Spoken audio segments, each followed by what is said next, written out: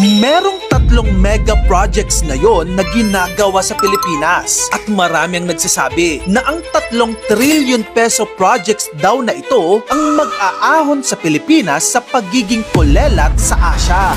Una, andyan ang futuristic new city na parang Singapore daw. Andyan din ang subway na parang sa Japan. At yung mega airport na magiging pinakamalaki sa Southeast Asia. At lahat ng yan, under construction ngayon. Ito na ba ang simula ng Pilipinas na matagal na nating hinihintay? Tara, isa-isahin natin ang mga mega projects na ito. Alam naman natin na siksikan na sa Metro Manila, no? Parang nagmistulang sardinas na ito. Kaya ang solusyon, gumawa ng panibagong syudad na futuristic, designed as a new economic hub, government center, sports complex, at smart city. Ito ay ang New Clark City, isang 9,450 hectare development sa Tarlac. Para ma-imagine mo kung gaano kalaki yan, pag samasamahin mo lang yung Pasig, Makati at Manila combined. Ganon kalaki. Nagsimulang i-develop ang New Clark City around 2016. Ngayon, patuloy itong pinoposisyon as part of the Luzon Economic Corridor. In fact, TEZA and BCDA are now actively promoting investment opportunities there. Magkano ang pumapasok? Ayon sa Philippine Information Agency, New Clark City has attracted around 150 billion pesos in investment pledges. Ang potential impact nito, trabaho outside Metro Manila, bagong business districts, tapos mas mababang pressure sa NCR. Ang Thailand may subway na. Pati ang Vietnam meron na rin. Tayo dito sa Pinas, walay pa. Kulelat talaga. Pero years from now, magkakaroon na rin tayo ng sariling subway. Ito ay ang Metro Manila Subway na magiging country's first underground rapid transit line na dadaan sa key area sa Metro Manila. Nasa 33 kilometers ito with 17 stations, connecting areas from Valenzuela, Quezon City, Pasig, Taguig, Parañaque, and Pasay. Nagsimulang construction around 2019 and it is heavily backed by Japan through JICA financing.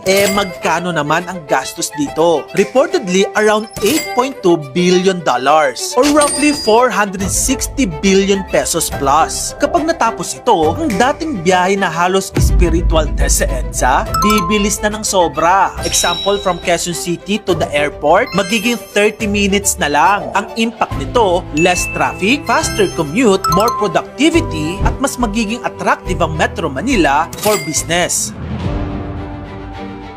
Let's be honest, NAIA is, for the lack of a better term, laspag na. Kaya ginagawa na ngayon ang New Manila International Airport sa Bulacan, Bulacan. Developed by San Miguel Corporation. Magkano ang budget? 740 billion pesos. Isa sa pinakamahal na proyekto sa Asia ngayon. At ito ang nakakabaliw. Ang laki nito ay around 2,500 hectares. Kasya na dito ang 1,200 na MOA arenas. Yes, parang gumawa ka na ng isang buong lungsod pero airport lang ang laman. May plano itong 4 giant runways, massive terminals, cargo hubs, at kayang magsakay nito up to 100 million passengers kada taon.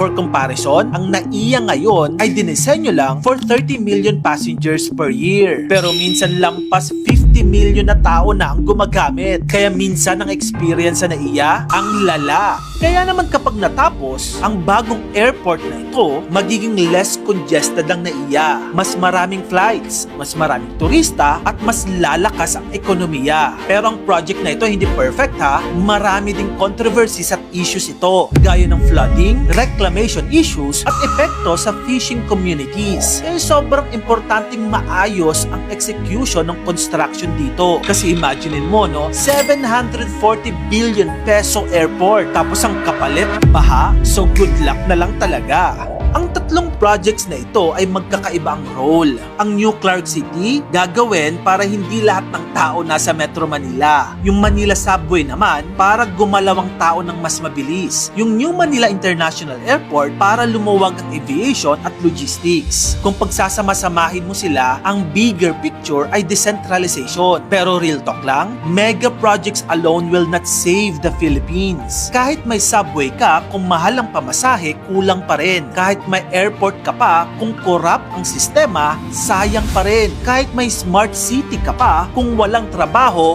ghost city lang yan with wifi. Kaya ang mas importanteng tanong, mapapakinabangan ba ito ng ordinaryong Pilipino o magiging playground lang ng mga bilyonaryo? Kung gusto mo pa na mag-ito pang klaseng content,